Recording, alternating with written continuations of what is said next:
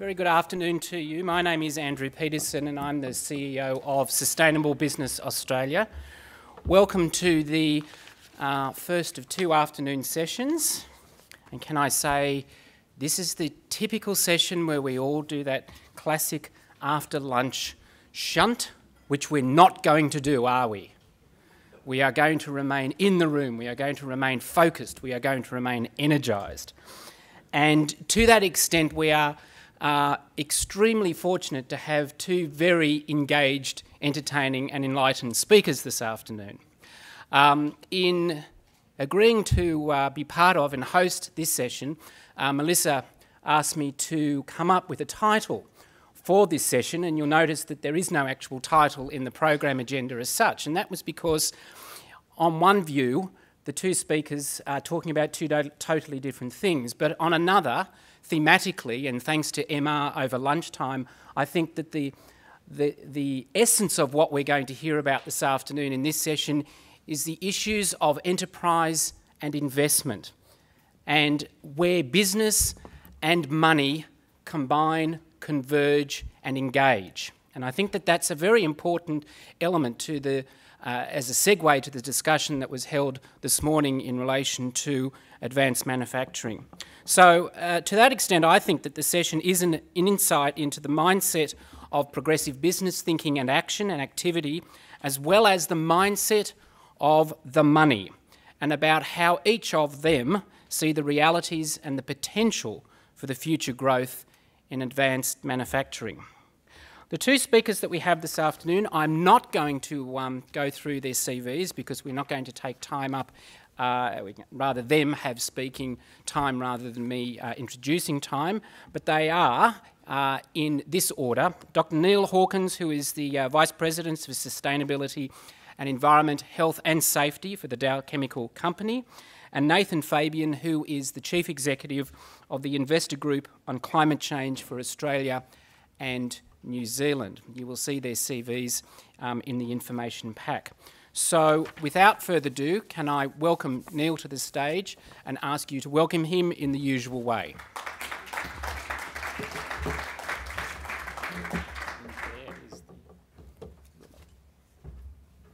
All right, well, we do have the tough task of being right after lunch, and I have the tougher task of being here 2 days on jet lag. But I will try to be energized and tell this story. And we're really going to just explore how one company has sort of waded in to this area of ecosystem services and biodiversity. I thought Mr's program at lunch was excellent in kind of giving you a context. This is kind of a subset of that discussion, which is how do you become progressive in this area? Should you? And I think we all should. There was one slide this morning during the CSIRO presentation that talked about priority research platforms. And actually 3 of the platforms within that slide, sustainable agriculture, water for a healthy country, and wealth from oceans. And I thought, wealth, that's good.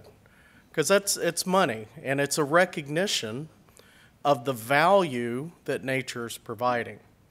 But within that, and so that was a research organization's view, within this whole area of ecosystems and how to protect the planet, the issue is what should a company do, okay? And it's my belief that companies have a key role, and we need to find ways to make this easy for companies to participate. But we've got to get started to do so. So let me tell the story. In Dow, and I'm not going to go through all this, but sustainability is built into our cultural DNA. This is something we've been doing for a long time. This little depiction is how we present our corporate strategy. You see key words like in the mission, sustainable solutions to the world's big challenges. You see be most respected in our industry. And over on the right, protect our planet. Okay, so that's one of our key core values. We're halfway through our 2015 sustainability goals, and you see they're climate change and energy, two mega areas, breakthroughs to world challenges. That's about taking our science and technology and help the world solve some of the big challenges. Product safety leadership. We're a chemical and advanced materials company. We've got to make sure we manage that. Sustainable chemistry, community success, and then down on the left is safety and environmental performance. But a few years ago, our CEO, Andrew Liveris, said to me, Neil, we're halfway or we're almost halfway through our 2015 sustainability goals. What are we missing? Which I thought was a really great question, and a great CEO asks those kinds of questions. And we thought about it, and we went back to Andrew and said, what we're really missing is ecosystems and biodiversity. We didn't have an explicit goal or program in that area. And largely it's because it's difficult to get a handle on what is a company's role in this space. And it's not just that Dow was challenged with this. As we got into it, we actually looked through 100 different companies, and nobody was really addressing it at that time. So we pressed ahead and said we would work on this midstream. So let me talk a little bit about ecosystem services. This is just background.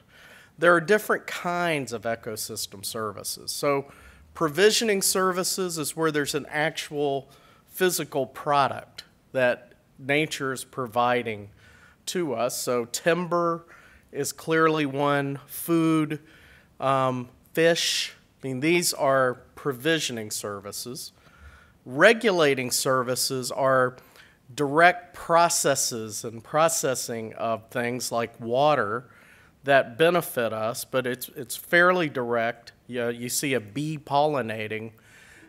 Pollination is an incredibly important natural process that we take for granted. But there are many other ones. Supporting ones, a little less obvious, but things like a coral reef, other services here. And there's a very strong cultural component. I mean, there's an aesthetic, there's traditions, there's lifestyle issues related to this, and I know here in Australia you understand that better than we do in the United States. It's very important. People want to have access to the natural gems that they have around them. But what happens when you don't pay attention to ecosystems and the services they provide? This is just one small example, but it's a big example, and this is Katrina.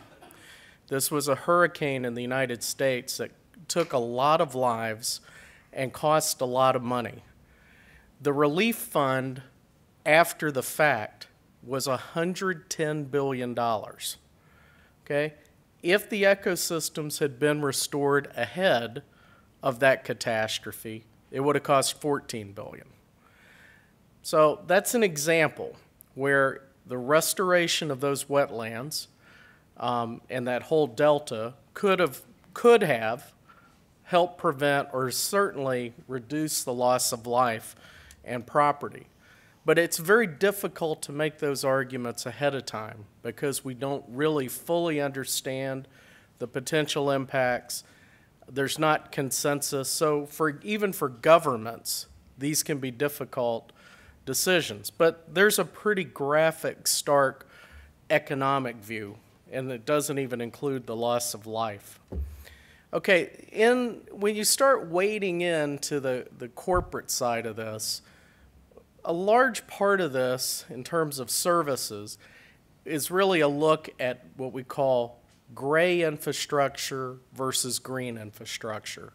Gray infrastructure is where you're pouring concrete. Maybe it's not concrete with CO2 in it, but concrete is a gray infrastructure typically. And green is where you use nature to provide the same service. So in storm surge protection, Here you see an illustration of what a wetland might look like, providing storm surge protection in a greenway versus levees.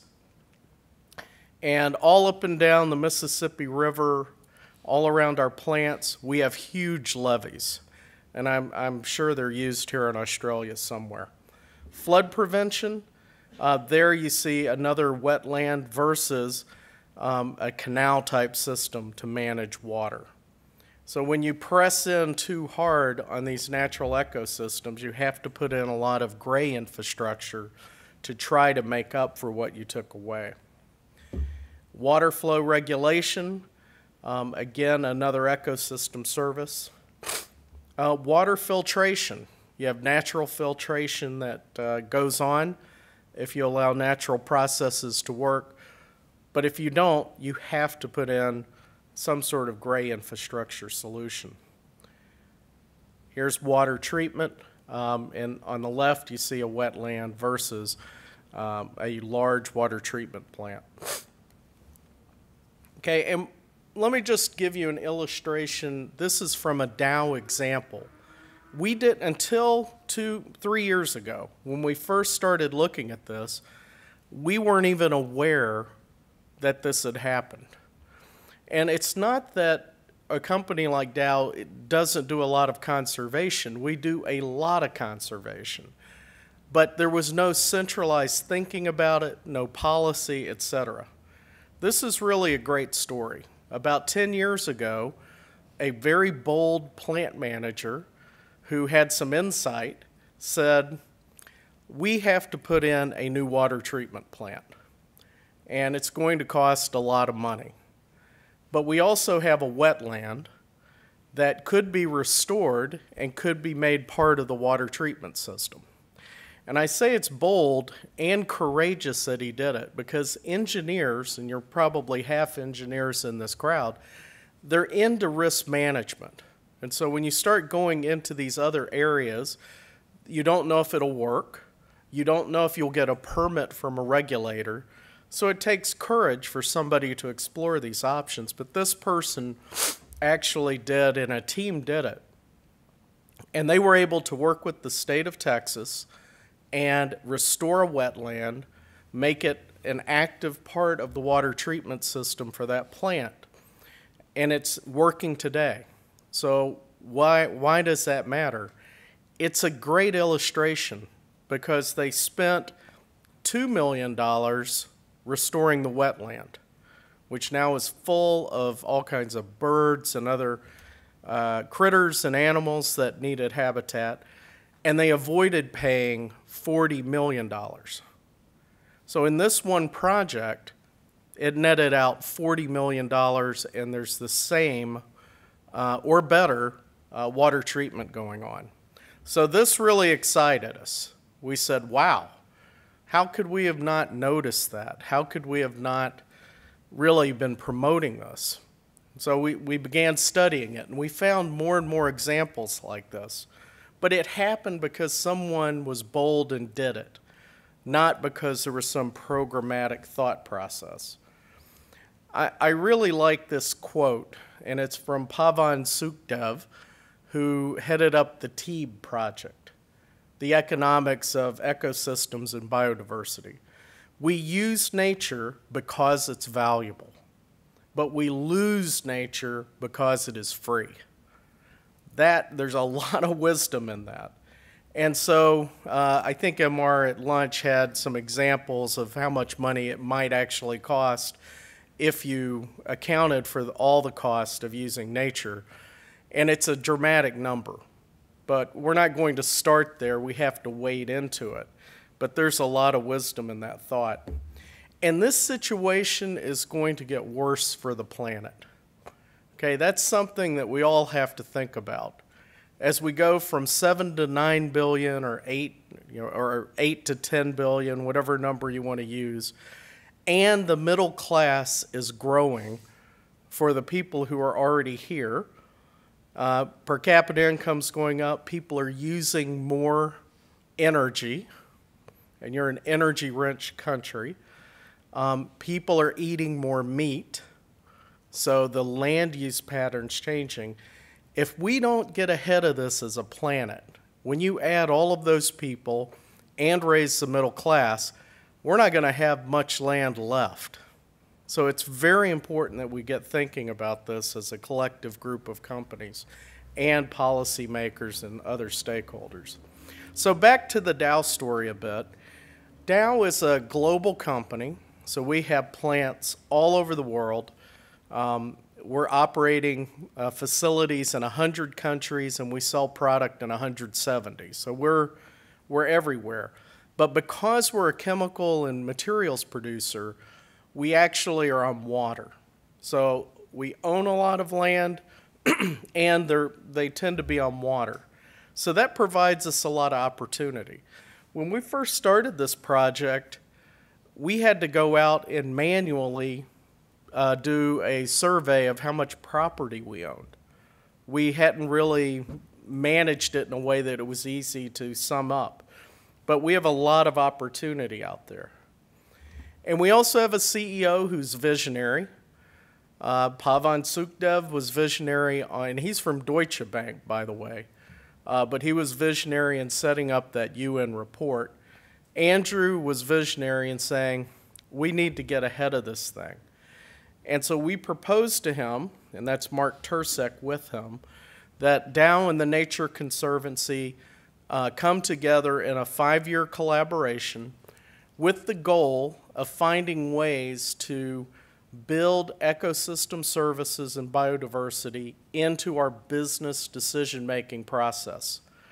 Okay, and that sounds easy, but it's actually not easy. And so we're in the midst of this collaboration. We have an excellent partnership. Both organizations are global. Both organizations are very science-driven. TNC is strong in economists, and you need economists to solve this problem. We had done work together before, so we had mutual respect. So this has been working pretty well. We're a year and a half into it. We're going to do 3 pilot sites total as part of this, as well as other corporate-related work. But our first pilot site's at Freeport, Texas. That's our largest plant in the world. At this time, we have about 40 people working on this, less than full-time. I'm guessing about 10 full-time, trying to study these different ecosystem services at a plant like this. It's on the Gulf Coast of Texas. We're looking at freshwater supply, air quality issues, and coastal protection through wetlands. On the freshwater, I don't know if people here follow it at all, but the United States is in an enormous drought, okay, the whole United States. In the state of Michigan, we lost 90% of our apple crop this year because of weather problems. There are all kinds of issues going on, but last year, the state of Texas had a 100-year drought. And our river, that whole thing is usually full of water that supplies our plant, went dry, okay? This is very, very serious. One, you have no water coming down the river, and 2, you have a salt wedge coming up from the ocean that went about 40 miles up into the state of Texas. So we're managing it well. You know, we're in control of it, but it's a wake-up call that we have to really understand the trends that will affect that water supply and ways to work together, and this is hundreds of miles upriver, work together to assure the water supply for us, but also everyone who's relying on that river. So this is a modeling project. It includes a look at forecasts for climate change and its impacts on water in Texas. Okay, on air quality, this area of Texas has ozone and smog, so there are certain rules that govern it. During this period of drought, the state of Texas lost tens and tens of millions of trees. okay, because they died with no water. And so this project's looking at forests and its integration to air quality. So we're exploring whether or not actually planting trees or restoring trees, which would be natural to the area, could also help the VOC content in the air. So we're working now with the state of Texas, the regulators. There are several scientists working on the models, and we'll probably do a pilot project on that. Coastal hazard mitigation, you saw what Katrina looked like. Well, just, you go a couple of 100 miles around the Gulf, we're right there on the Gulf, and we get hurricanes as well. And so we have a lot of levees to protect our property, but we're looking at doing some renovation and adding some levees. So we're actually comparing the value of restoring some wetlands versus putting in more levees. So we're very actively studying that. Further, whether you have the levees or not, it's very interesting. We've been working with insurance companies, and insurance companies, at least in the United States, assumes more or less that it's a paved area from the ocean up to the plant. So they don't give any credit for the fact that there is a wetland in there, which has a severe dampening, a very positive dampening effect on storm surges. So we're working with insurance companies to understand what modeling they'd want to see before they cut back premiums. So we're kind of getting into this and trying to understand what the value is. And you might say, well, just keep the bloody wetland. What do you care? Well, we could go sell it and someone could build condos on it. So why should a company like Dow keep the wetland there for protecting the plant, but also protecting communities behind the plant versus allowing development? So this is a really very interesting comparison. And it's a whole new way of thinking about it for us. Our second pilot is just getting started. It's in Brazil. It's part of the Atlantic Forest over there at Santa Vitória. And this is where the largest bio-based polyethylene plant in the world is being built. Dow already owns, with a partner, Mitsui, owns all of the sugarcane fields. We've been growing sugarcane over there for a while. But as we build this, we're going to work with the Nature Conservancy to figure out if there are methods to improve yields on the sugarcane, while also through best practices restore land at the same time. So this will be a very interesting project as it gets going. And then we'll have a third pilot, more than likely in Asia Pacific or the Middle East. We haven't picked a site yet, but we're trying to find different kinds of geographies and situations to test the methodology. MR touched upon this at lunch. I wanted to make a plug for it as well, and we did have a meeting this morning with Rob. I believe this is a great opportunity for some leading Australian companies to come forward. There's some great work going on in these companies, and we'd like to bring a number of companies into this partnership. We'll report out about 1.5 years from now at the World Economic Forum.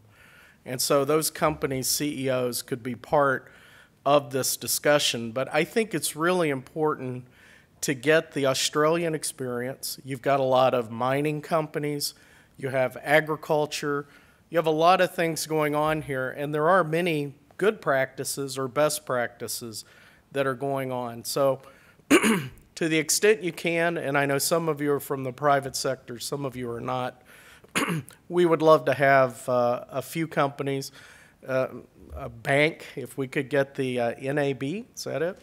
If we could get them to join, that would be fantastic. So in sum, I'm sorry. Sorry about that. In sum, I've tried to give you a sense of a journey You know, I could have gone through what we've done in sustainability in general. I didn't think that would be as important as really talking about the next step and the areas that we're finding challenging, that we're trying to learn. We're going to share, by the way, all our learnings in the TNC study will be published and shared. We're not doing it on a proprietary basis. But we do believe there's early mover advantage to companies that do get into this early. There's a lot of money on the ground, literally, because most companies don't strategically manage their properties. So I think for many years, there are ways to certainly stay on the positive side of the ledger as we harvest the easy gains amongst all of us. Okay? You want me to go down and let you sit down?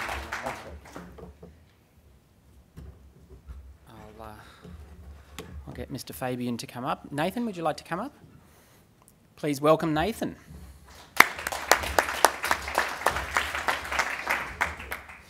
Good afternoon, everybody. I think, yes, there they are. Terrific. My name's Nathan Fabian, and I'm from an organisation called the Investor Group on Climate Change. It's perhaps noteworthy to see the words investor and some environmental issue in the same sentence. The investment community has not had a good rap of recent years for its role, for its broader social contextual role. And those of you who track the behaviour of financial markets in the US, and indeed, but to a lesser extent our own country in Australia, would probably agree emphatically that capital markets have been part of the problem rather than part of the solution when it comes to sustainability challenges. So I'm going to talk a little bit about these drivers today, tell you what I think we get and what we don't get, and show some evidence for how the behaviour is shifting. And we can have a discussion about that, and hopefully some of the questions that you have might relate to the way the investment community and the institutional investment community is relating to green growth and advanced manufacturing. So, it's not a good story to start with. Capital markets have been way too short-term in their focus. If you look at this chart, you can see for a number of major indices or listed stock exchanges, the average stock holding period for companies on those markets. And frankly, over the last 20 years, it's been going down and down. Now, there has been some buy and hold activity since the global financial crisis in 2008, but nonetheless, you'd have to say that the trend is pretty bad. The reason it's bad is because, as far as sustainability issues go, is because if the market is holding stocks for shorter periods of time, it reflects the fact that they're trying to turn a financial return in a shorter period of time. And as owners of companies, the directors of companies and executives of those companies are feeling the pressure of the market to return financial returns in a shorter period of time to stockholders. Executives aren't silly. Their KPIs relate to shareholder returns, primarily.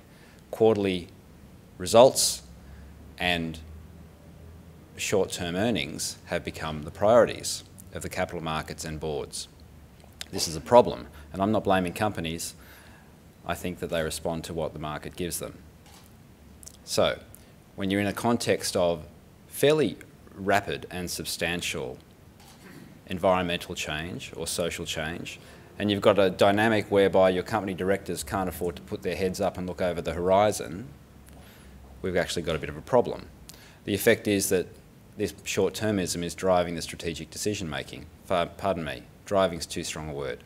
Influencing the strategic decision-making of companies who would be more concerned about what the market will say about their announcement today than what the announcement or the strategy might mean for the company in 5 or 6 years. So this is what we're coming from. Now, why does this matter at all? If it wasn't clear to you, there is a lot of money slushing around capital markets. This is the institutional investment community's contribution to capital markets. Hopefully you can read those numbers, but at the end of 2010, the OECD said around $71 trillion. It's hard to contextualise a number that big, but in both Australia and the US, the amount of money in just the pension fund component alone is equal to annual GDP of both countries. This is a significant amount of capital.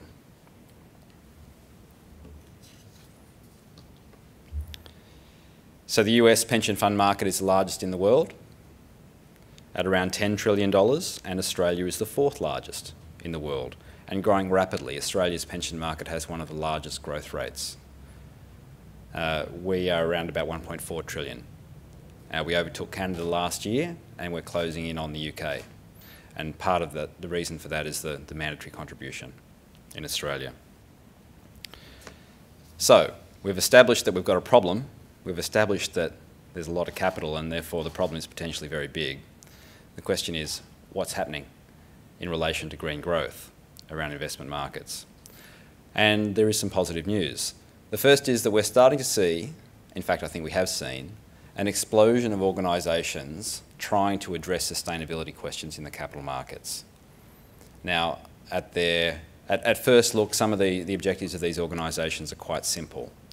And I will name the United Nations, as it was then, Principles for Responsible Investment, which was simply a list of principles to say, I as an investor will try and understand environmental, social and corporate governance drivers and work out what they mean for my investment practices. Very simple. Started in 2005 with 20 institutional investors. That body now has over 1,000 institutional investor members representing $30 trillion of capital. That's 42% of that 71. This is a significant trend that we're seeing. I'm going to speak to you in a moment. In fact, I might do it now. And I'll come back to that if that's okay on what we actually mean after we sign those principles. So, the trend is evident. There is interest in these issues, which is a start. There are a couple of ways that investors respond to their desire to understand. They might directly invest in sustainability themes, so they might put their money where their mouth is in a very direct way. And the other way is that they might try and perform research, understand risk exposure in their existing investments, benchmark companies against each other on sustainability parameters, and then incrementally reallocate their investment dollars. A little bit less for company B because they don't have quite as good an environmental rating, a little bit more for company A because they have a better rating. That fairly incremental approach is at the heart of the response for most investors at this stage. But I'm going to show you some numbers that will demonstrate that. Another part of the response from investors is to get engaged on policy settings. The interesting thing about investors in this, what I call a capital reallocation challenge to deal with sustainability drivers, is that they are very simple creatures. They really do try and outperform financially and earn a financial return that's better than the next guy. That's the motivation. And so they are very good at understanding how policy, especially financial supports from policy and market constraints and market supports, drive financial outcomes. We're very good at that. We understand that quite well. And so on an issue like climate change, for example, there's been a role for investors to play to communicate with policymakers around how policy is designed, because we know what will get us to reallocate our capital. We know where the sensitivities are and where the points are that would drive a change in investment behaviour. Now, climate change, I think, has been the first issue on which there's been substantive engagement from the investment community around the world for a macroeconomic or macro-environmental/economic driver. We're very good at lobbying around our narrow financial policy interests. As people will know, the investment banks on Wall Street are among the most aggressive lobbying machines known to humankind, I should say. But that's a different thing. When we're talking about macroeconomic drivers and general policy and public good policy, that's a different issue. But we did dip our toes in the water on climate change, and I think to good effect. We'd expect to see that kind of response from investors grow on other environmental and sustainability drivers and issues through the years. Now, this is a list of principles that the OECD fed back to us after reading all the investments and, all the analysis and research reports we've been doing for the last few years around climate policy. And I mean, this is high-level stuff, but I think it's interesting in a green growth, advanced manufacturing sense. And if we focus on numbers 3 and 4, there's some language and ideas here which are applicable in a broader context. So some of the detail under Principle 3. And again, this is OECD playing back what we've been saying over the last few years. Both direct and indirect subsidies for technologies yet to reach cost competitiveness with high carbon alternatives should be supported. So we're actually calling for subsidies around what we're calling low carbon alternatives, but advanced manufacturing alternatives work equally well.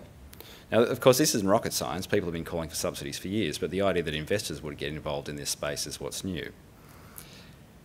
The second one, and this is my favourite, fossil fuel subsidies, both direct and indirect, should be made transparent and then phased out while ensuring access to affordable energy remains a priority. We've started to investigate this, and the investor groups or the investment community is not ready to put their hand on their heart and say, okay, now's the time to start turning off the fossil fuel subsidies. There are examples of countries, especially in Africa, who have gone through that fairly rapid change and found that it leaves them economically in a pretty bad position. And so no investor is going to entirely want to harm their own existing investment decisions. But we can see that there is a trend here that is problematic for our investments, because remember, our behaviour is to follow the money. We'll put it where it can earn returns, and if that is being supported by fossil fuel subsidies to the detriment of other investment alternatives that are more sustainable, then ultimately we're going to have our money in the wrong place. And so we are assessing the extent to which fossil fuel subsidies drive private capital investment to the wrong place, and it's too early to say exactly what we're going to do about that, but we are trying to understand the extent to which we need to start lobbying and having advocacy around this issue as well. This gets us where we live, this issue. It's a real problem. So there are more. I won't go through the detail, but I just wanted to say that there is starting to be some coherence in the policy advocacy objectives of the investment community around sustainability drivers, and climate change has just been one example. There's a lot more to go on that.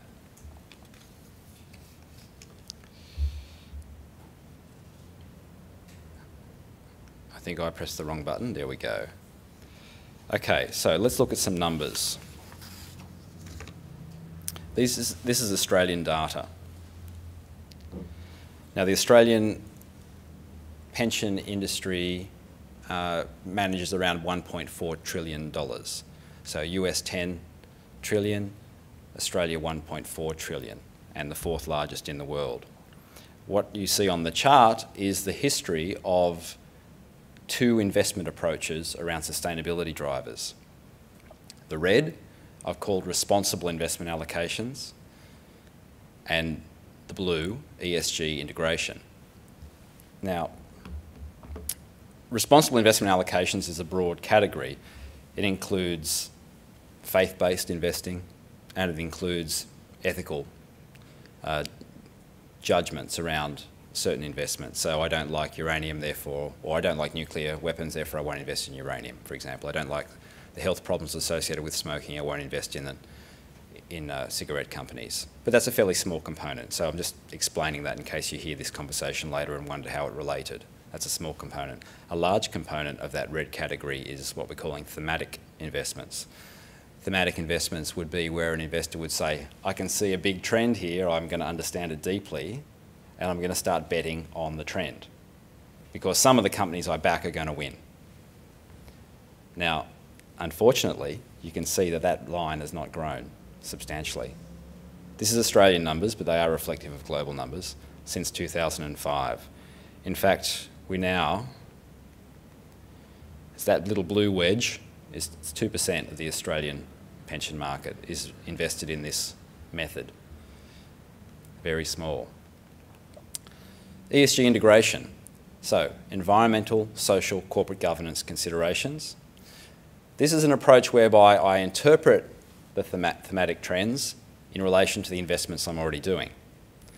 And so I would assess all the stocks in my portfolio, for example, see which ones were performing better, which ones were performing worse, and I'd incrementally reallocate.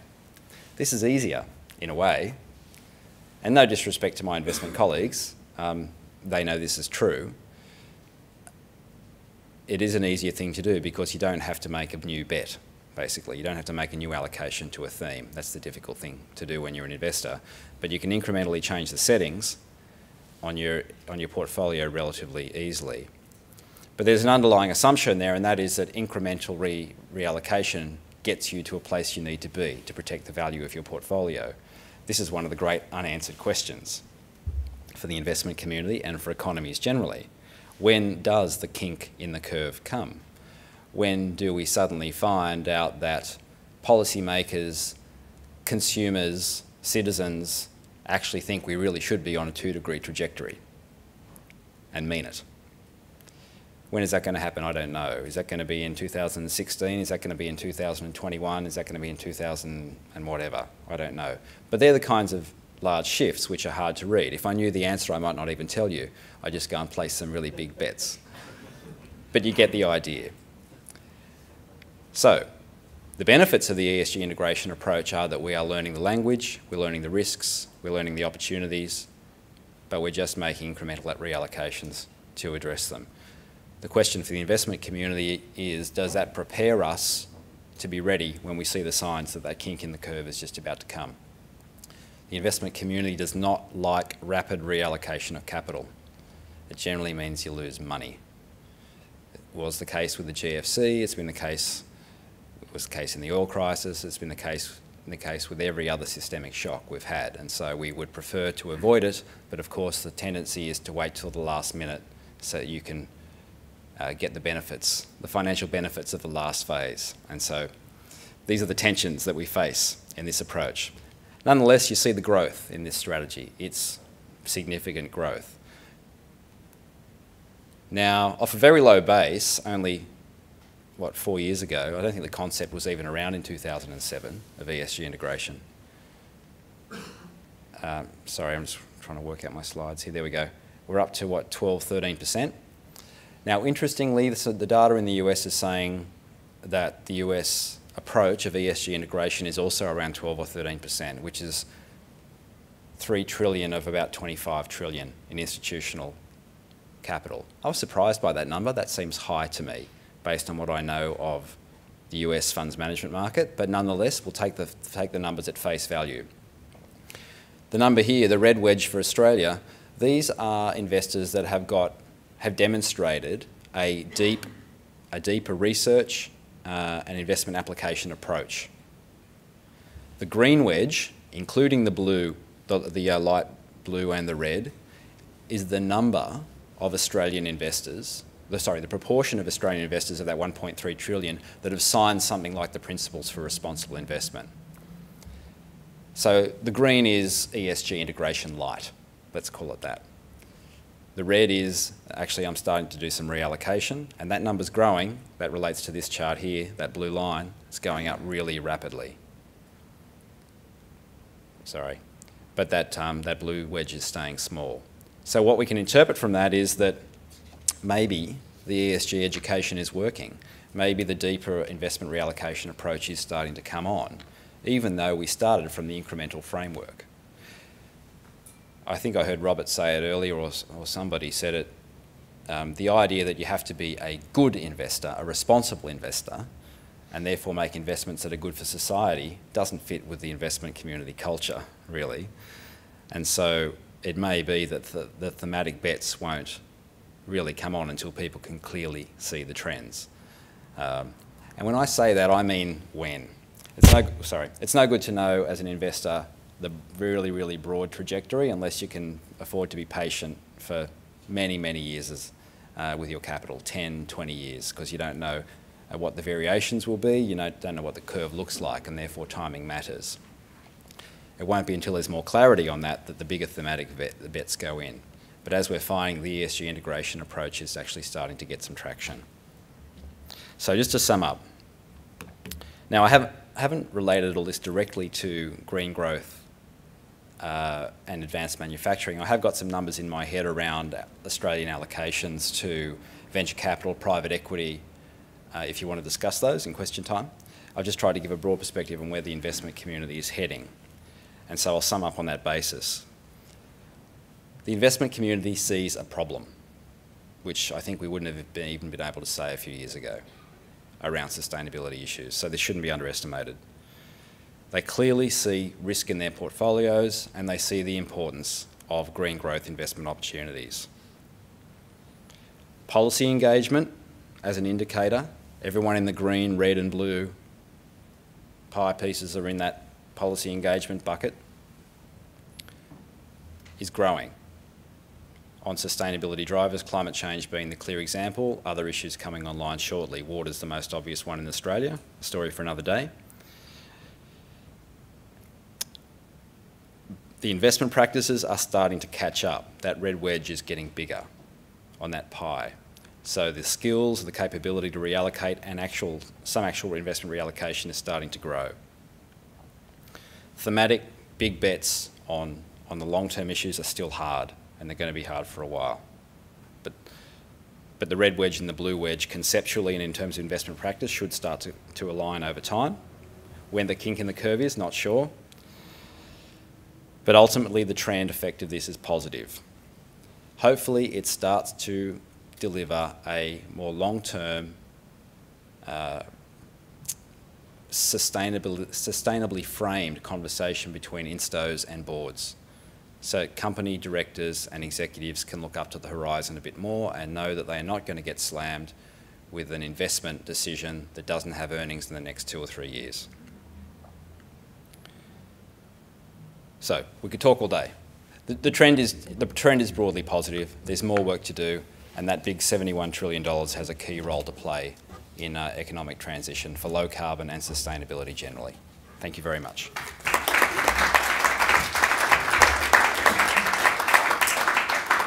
We only have a few minutes for Q&A, and I'll remind you that all of the proceedings today, including the Q&A, are being filmed, and I'm reliably informed by the Editor-in-Chief, Robert Hill, that subject to a very judicious cropping and cutting of those who he favours and does not, they will all be loaded onto the USSC website at a date to be confirmed.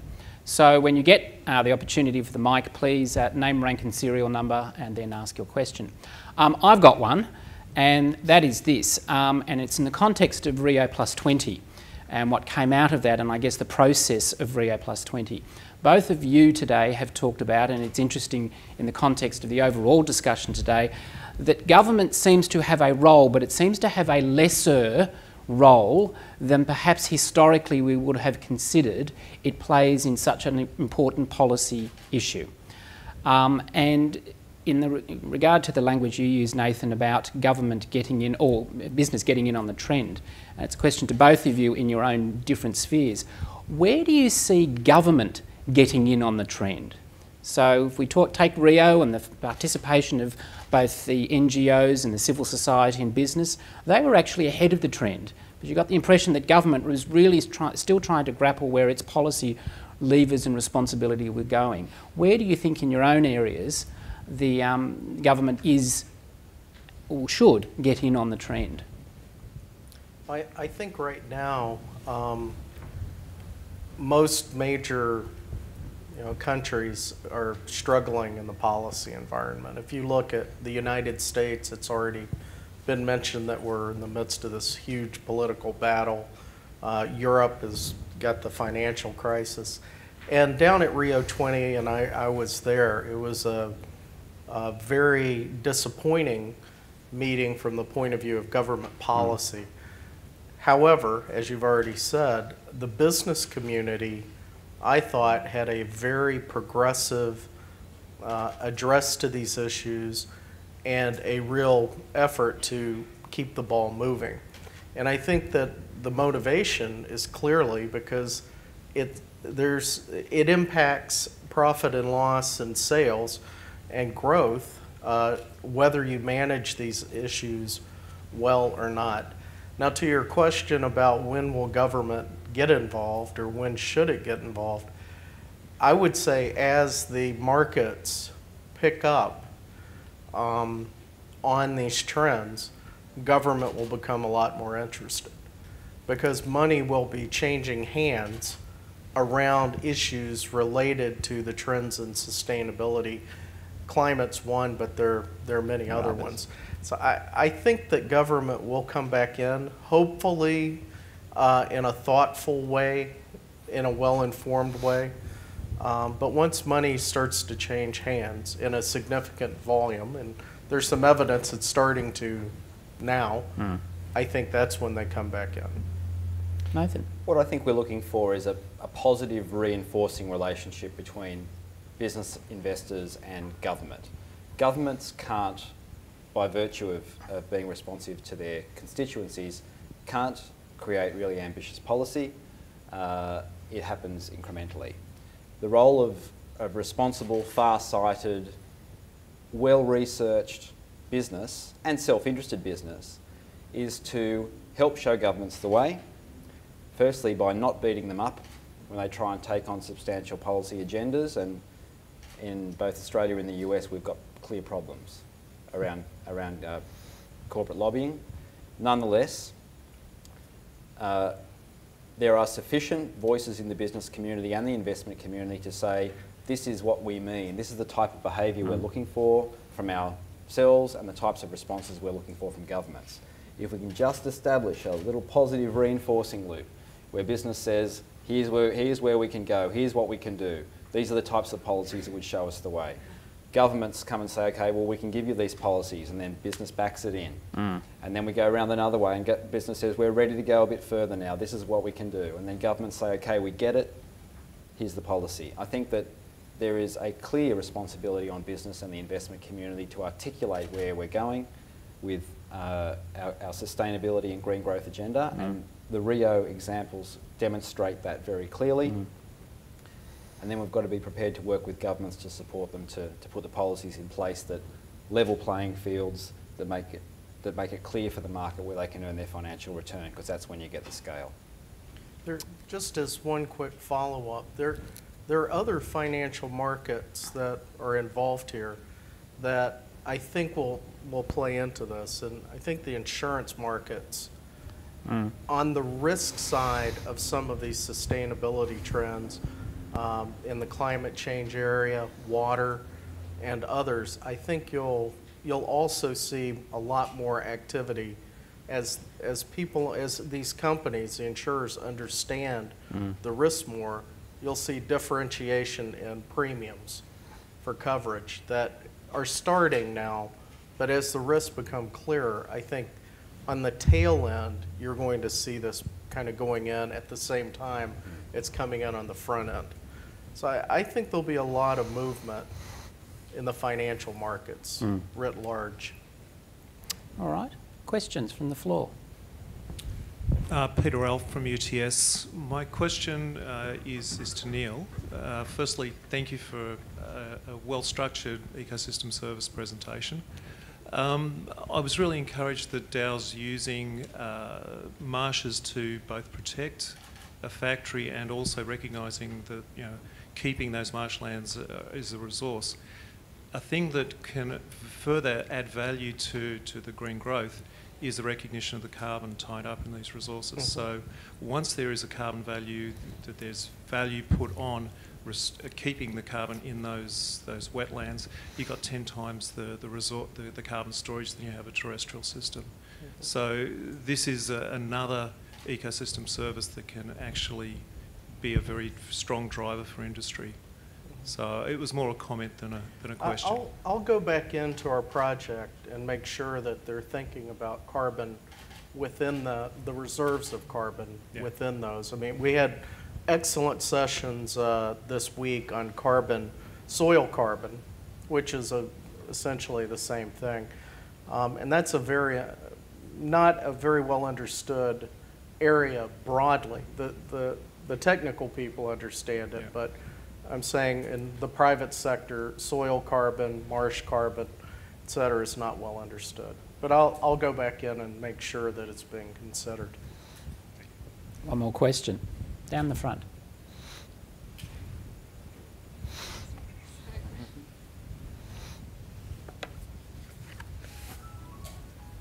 I'm Rob McLean. I chair the Nature Conservancy in Australia. Thanks for the presentation, Neil, on the excellent work you're doing on valuing natural capital. And I think the comment that was just made about we're finding in nature conservancies help protect some 5 million hectares of biodiverse land principally in northern Australia, but also in Western Australia. And fire is just a crucial aspect of those landscapes, and we're seeing asset protection, both with mines and also with stock, through better fire management being one of the things that is a sensible thing to do without regulation. But once you have carbon markets, you also have an ability to generate revenue to undertake that kind of work. So I think we're going to have some quite powerful stories to tell over the next little while about what happens with our particular set of circumstances. But already things like the ConocoPhillips support to Indigenous fire management in places like the Watercan, where Robert Hill is involved, has been going for a number of years, and I think is a good test bed. But if I could just echo what MR said at lunchtime and that Neil touched on, for this 2014 opportunity at Davos, we'd really like to find some powerful Australian examples of valuing natural capital. So if you think there's ones that we should explore more, see whether we can write the case study up, get the companies involved, please let us know. Thank you for that. Is there any question that somebody would like to ask? David, and that will be the last question. This is sort of really stepping out of a sustainability realm into the political one. It seems to me that things like the rule of law are either breaking down or they're changing fundamentally. Asian political models are changing the world. Things like human rights are maybe valued less than they were.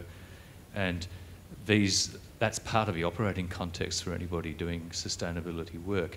I wonder if either of these two gentlemen have any thoughts about the changing political context and whether that might affect trends downwards or what is being done to deal with that. Can I try and clarify your question to make sure I understand where you're coming from? Is it social rights as an example? Is it the rise of Asian governments? Is it what's the focal point for? We'll take an example, soil carbon, right. And sub-Saharan Africa. If you could get the trillions of dollars sloshing around the European ETS and direct that via the CDM to increasing the inherent fertility of soils in sub-Saharan Africa, that would support subsistence agriculture and Indigenous communities in those cultures. So you can see, or I can see a link between the aid movement and the climate movement and broader natural resource management movements and the activities of companies operating in those jurisdictions where human rights are extremely low. You've got mining companies coming and operating there, making deals with political leaders and so on. So it seems to me we're dealing with a very chaotic global community at the moment, and the policy frameworks which are supporting sustainability aren't really very well equipped to deal with those fundamental global security issues. Does that clarify it at all? Well, I think you're right. The observation I would agree with. I think that the companies that we monitor and some of my colleagues monitor operating in different markets around the world bears that experience out.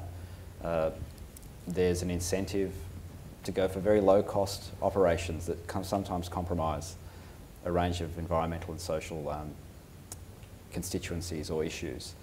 I don't know that the governance arrangements that we're putting around things like carbon markets internationally have delivered what we expected. I think there's a risk of work in progress on that one. Work in progress, yes. So there is concern around that kind of model of how do I describe it? Thinking about the broader broader development and I suppose reduction of poverty in Asian economies as a good example, using market mechanisms to leverage foreign capital what we're finding is that the governance situations in those countries are still what we thought, what they were before. We tried to do that, and so the transparency and level of accountability that you might expect isn't always there. And so sometimes we've found that those kinds of models can actually exacerbate some social and environmental problems. So we've got a lot of issues to try and iron out there, and carbon markets, I think, are a really good example. Chinese investment is one of them. I mean, I would love to go more broadly into the emerging role of a single party style government and the role that kind of market kind of government can play in economic development. But I think it's probably outside the focus of this session. What I was referencing is things like a book, Capitalism 101, that the operating system of the planet is broken, or George Soros' The Crisis of Global Capitalism, speaking for the role of integrated global government, and not exactly command and control, but the fact that there's an information deficit when it comes to integrated management of these wicked problems. And if that kind of thinking is showing up in Dow's work or the investment community's work. Let me just make a couple of observations. One, at Rio 20, I was astounded at the partition of the meeting that was social, the social part of the meeting. And actually, people were in different areas of the city. And that was a very active part of the conference. And to me, that was a strong learning.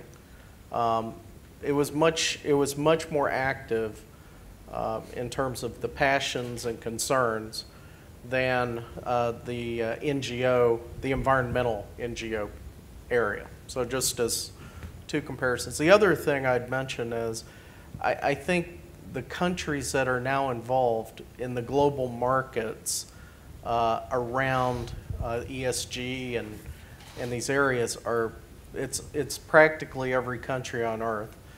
And the intersection of religious customs and human rights issues with religion makes this very complex for any multinational to deal with.